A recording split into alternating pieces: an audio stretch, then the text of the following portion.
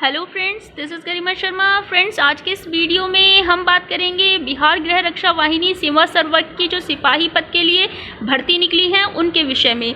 Total जो संख्या है इन भर्तियों की वो है 551, जिसपे भारतीय पुरुष और महिला दोनों में से कोई भी आवेदन कर सकता है। तो इन भर्तियों के विषय में देखते हैं क्या क्या पात्रता है, किस तरीके से आप ऑनलाइन आवेदन कर सकते हैं इसके लिए, और शैक्षणिक योग्यता क्या क्या होगी।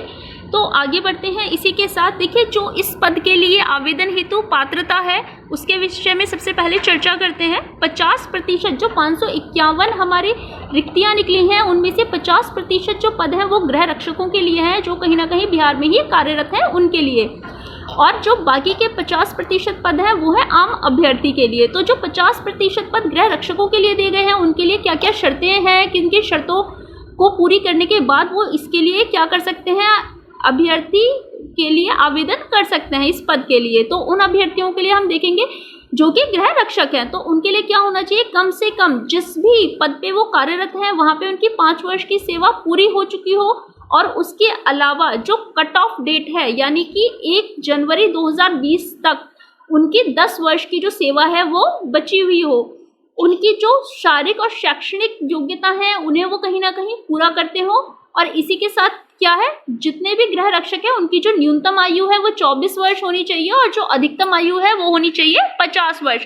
जब वो इन सब शर्तों को पूरा करेंगे तभी वो इसके लिए क्या कर पाएंगे, आवेदन कर पाएंगे। तो ये तो बात थी गृह रक्षकों की। अगर इसके अलावा हम बात करें आम अभ्यर्थी के लिए, तो उसके लिए सबसे पहले उनकी जो नागरिकता है वो भारतीय होनी चाहिए। उनकी जो शैक्षणिक योग्यता है, शैक्षणिक योग्यता देखिए दोनों के लिए ही है, इंटरमीडिएट होना जरूरी है, या फिर बिहार राज्य की सरकार के मदरसा बोर्ड से निर्गत मौलवी का प्रमाण पत्र हो, या फिर संस्कृत बोर्ड द्वारा निर्गत शास्त्री का या फिर आचार्य का प्रमाण पत्र हो, या फिर इसके समकक्ष कोई भी शैक्षणिक योग्यता मान्य होगी।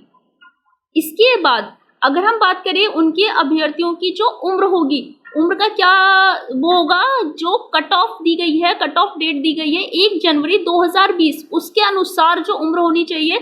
अगर हम आम अभ्यर्थी की बात करें तो उसके लिए महिला और पुरुषों के लिए सामान्य और अनारक्षित वर्ग के लिए 18 से लेकर 25 वर्ष तक की उम्र है। पिछड़े वर्ग के लिए, अत्यंत पिछड़े वर्ग के लिए, पुरुषों के लिए 18 से 27 और महिलाओं के लिए 18 से 28 वर्ष। 18 न्यूनतम और 28 अधिकतम। अनुसूचित जाति और जनजाति कोटि के पुरुषों के लिए और महिलाओं के लिए 18 से 30 वर्ष की जो उम्र है वो दी गई है। और पिछड़े, अब बात करते हैं इनके गृह रक्षकों के लिए कि गृह रक्षक जो है उनके लिए जो न्यूनतम आयु दी गई है वो दी गई है 24 वर्ष, और जो अधिकतम आयु है वो 50 वर्ष होनी चाहिए, तथा कट ऑफ तिथि तक उनकी जो सेवा है 5 वर्ष पूरी हो चुकी हो और 10 वर्ष की शेष बची हो। अब ये तो बात थी उम्र की। अब हम बात करते हैं शारीरिक मापदंड क्या है, जिसके बाद ही आप कहीं ना कहीं इस पद के लिए आवेदन कर पाएंगे।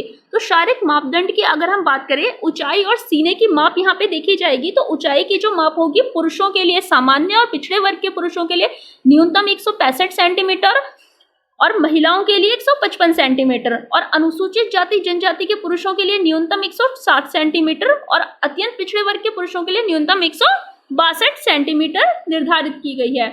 इसी के साथ अगर सीना है तो सीने की हम बात करते हैं। अनारक्षित और पिछड़े वर्ग के लिए बिना फुलाए 81 सेंटीमीटर न्यूनतम और फुलाकर 86 सेंटीमीटर न्यूनतम है। फुलाने के बाद सीने की जो माप में कम से कम कितना अंतर होना चाहिए, 5 सेंटीमीटर का अंतर होना चाहिए। और अनुसूचित जाति जनजाति के लिए 79 सेंटीमीटर न्यूनतम बिना फुलाए, और फुलाने के बाद 84 सेंटीमीटर। महिलाओं के लिए ये माप मान्य नहीं है। अब बात करते हैं नियुक्ति की प्रक्रिया की कि इस पदों पे जो नियुक्ति है वो किस प्रकार से होगी, कितने चरणों में होगी। तो चरणों की अगर हम बात करें 2 चरण में होगी नियुक्ति। पहला चरण होगा लिखित परीक्षा का, जिसमें कि क्या होगा, एक आपकी लिखित परीक्षा होगी जिसमें आपको OMR शीट दी जाएगी जिसे आपको फिल करना होगा। 2 घंटों का प्रश्न होगा, 2 घंटों का प्रश्न पत्र होगा, 2 घंटों का समय दिया जाएगा उस प्रश्न पत्र के लिए, जो कि प्रश्न पत्र होगा उसमें कुल 100 प्रश्न होंगे और प्रत्येक प्रश्न के लिए 1 अंक का प्रावधान है। इसका जो आपका जो पाठ्यक्रम होगा वो इंटरमीडिएट तक का या फिर उसके समकक्ष स्तर तक का होगा, तथा प्रश्नों का जो प्रकार होगा वो वस्तुनिष्ठ रखा जाएगा। इसमें जो भी विषय आपके किए जाएंगे, वैसे तो जो वेबसाइट है उस पर भी आप जाके चेक कर सकते हैं पूरा पाठ्यक्रम www.csbcbih.nic.in पे। लेकिन उसके अलावा बताना चाहूँगी जो सब विषय इसमें आएंगे वो है हिंदी, अंग्रेजी, गणित, इतिहास, भूगोल, राजनीति शास्त्र, अर्थशास्त्र, भौतिकी, रसायन विज्ञान एवं जीव विज्ञान विषयों को इसमें सम्मिलित किया जाएगा। तो ये तो थी नियुक्ति की प्रक्रिया प्रथम चरण की। अब इसके बाद देखते हैं, जब आपकी प्रथम चरण की लिखित परीक्षा आप पास कर लेंगे, उसके बाद लिखित परीक्षा जो होगी वो कहीं ना कहीं अंतिम मेधा सूची का आधार नहीं होगी। उसके लिए क्या होगा, जैसे आपकी लिखित परीक्षा में जब आप 30% अंक ले आते हैं तो आप किसके लिए योग्य हो जाएंगे, शारीरिक दक्षता के लिए, शारीरिक दक्षता योग्यता परीक्षा के लिए आप योग्य हो जाएंगे। अगर आपके अंक लिखित परीक्षा में 30% से कम आते हैं तो आपको क्या कर दिया जाएगा, असफल घोषित कर दिया जाएगा और आप शारीरिक दक्षता परीक्षा में भाग नहीं ले पाएंगे। तो इसी के साथ अब बात करते हैं हम द्वितीय चरण की, जो कि है शारीरिक दक्षता परीक्षा। इसमें क्या होगा, 3 चीजें रखी गई हैं, 3 स्पर्धाएं हैं इसमें।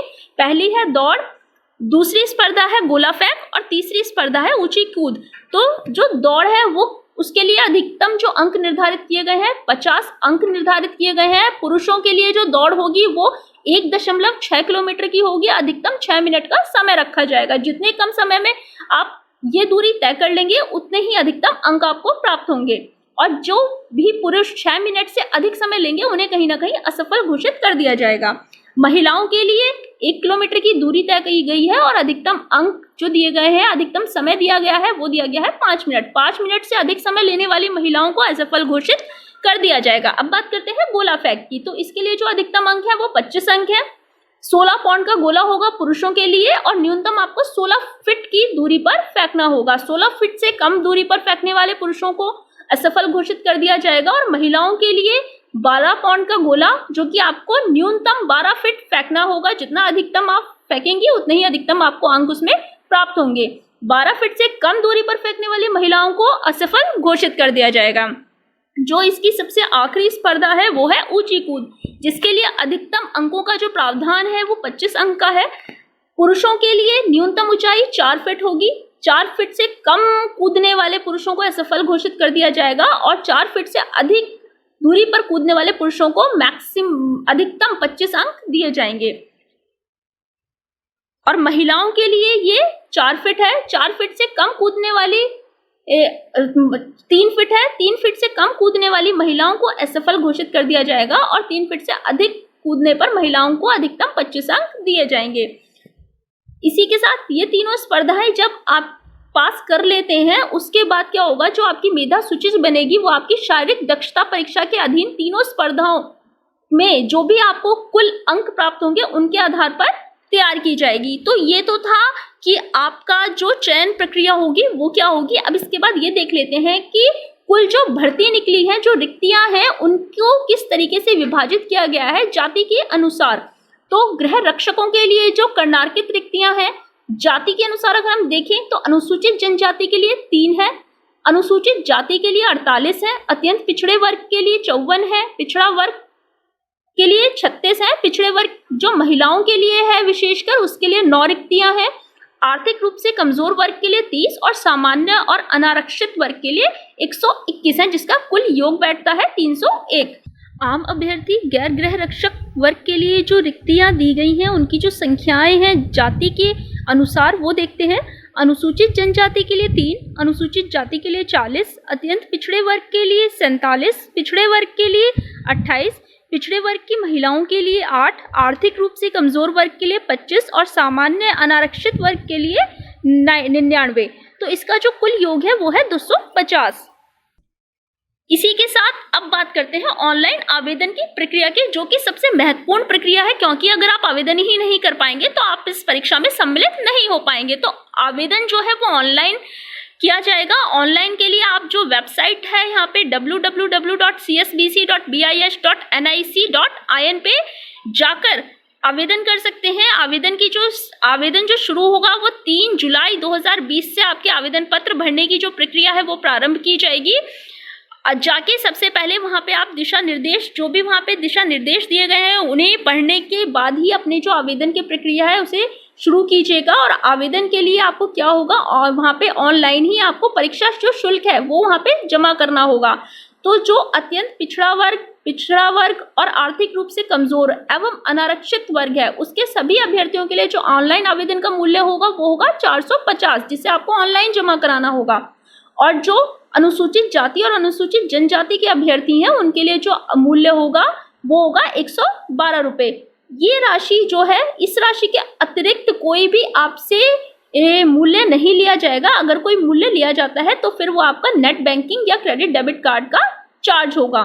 ठीक है, तो ये हुई ऑनलाइन आवेदन की प्रक्रिया। जब आप ऑनलाइन आवेदन कर देंगे तो उसके लिए क्या दिशा निर्देश हैं वो एक बार देख लेते हैं हम। ऑनलाइन आवेदन पे पहले आप दिशा निर्देश पढ़ने के बाद जब अपना फॉर्म पूरी तरीके से भरकर वहाँ पे जमा कर देंगे, उसके बाद अगर आपकी कोई भी सूचना गलत पाई जाती है तो आपका जो आवेदन पत्र है वो क्या होगा, वो रद्द कर दिया जाएगा और उसी के साथ साथ आप पे आवश्यक कानूनी कार्यवाही भी की जाएगी। तो इस चीज़ को ध्यान में रखिएगा, जब भी आप अपना आवेदन पत्र भरें तो उसे बहुत ध्यान से, जो भी जानकारी आप उसमें भरेंगे वो बिल्कुल सही होनी चाहिए।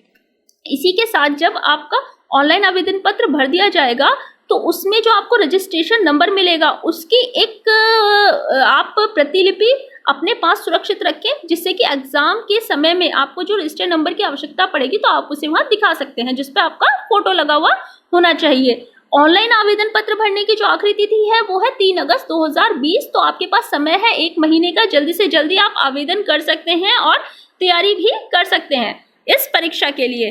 इसी के साथ थैंक यू, गुड बाय।